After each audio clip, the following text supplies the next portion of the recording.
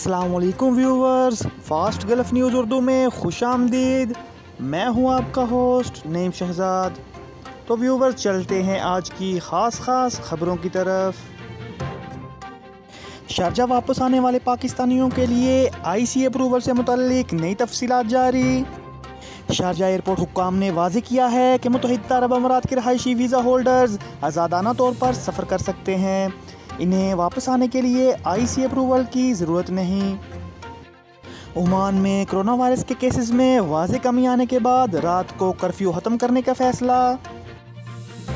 Report के मुताबिक कोविड-19 के हवाले से बनाई गई सरकारी कमेटी ने सल्तनत ओमान में नकलो हरकत पर पाबंदी ख़त्म कर दी है। मुत्तहिदा अरब अमारात में कोरोना वायरस के नए केसेस का ऐलान। मुत्तहिदा अरब अमारात की वज़ारत सेहत और रोकथाम ने हफ्ता के रोज़ 283 नए केसेस का ऐलान किया। यूएई में रिकॉर्ड किए गए केसेस की कुल तादाद 64,102 हो चुकी है। 98 मरीज सेहतियाब भी हुए, जिससे सेहतियाब अफराद की तादाद 57,571 हो गई है।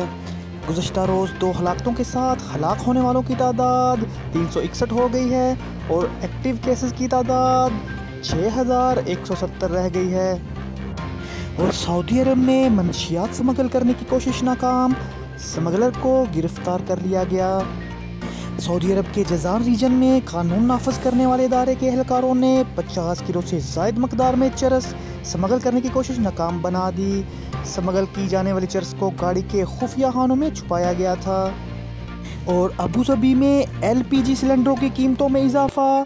एडनॉक डिस्ट्रीब्यूशन ने ऐलान किया है कि एलपीजी की सिंगल प्राइस मुतारफ़ करवाने के बाद अबू धाबी और यूएई के शमाली इलाकों में एलपीजी सिलेंडरों की कीमतें 116% बढ़ गई हैं।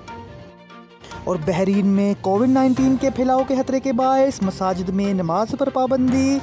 बहरीन की सुप्रीम कौंसिल बराए इस्लामी उमूर ने ऐलान किया है कि मुल्क भर की मसाजिद में नमाजों समेत दीगर मजहबी इज्तिमात भी मुअत्तल रहेंगे। और दुबई का पहला इलेक्ट्रॉनिक हिजरी कैलेंडर तैयार। कैलेंडर 20 अगस्त से डाउनलोड किया जा सकेगा। दुबई में पहली बार महकमा इस्लामी उमूर इलेक्ट्रॉनिक हिजरी कैलेंडर का इजरा अमल में लाएगा।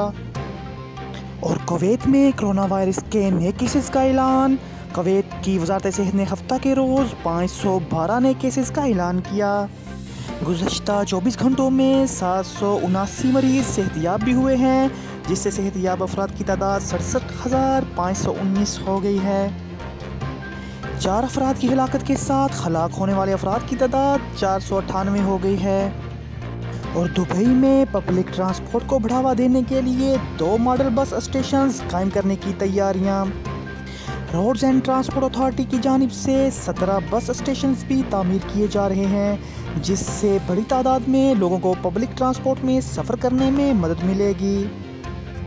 और सऊदी अरब ने हौसियों के ड्रोन हमले की कोशिश फिर नाकाम बना दी।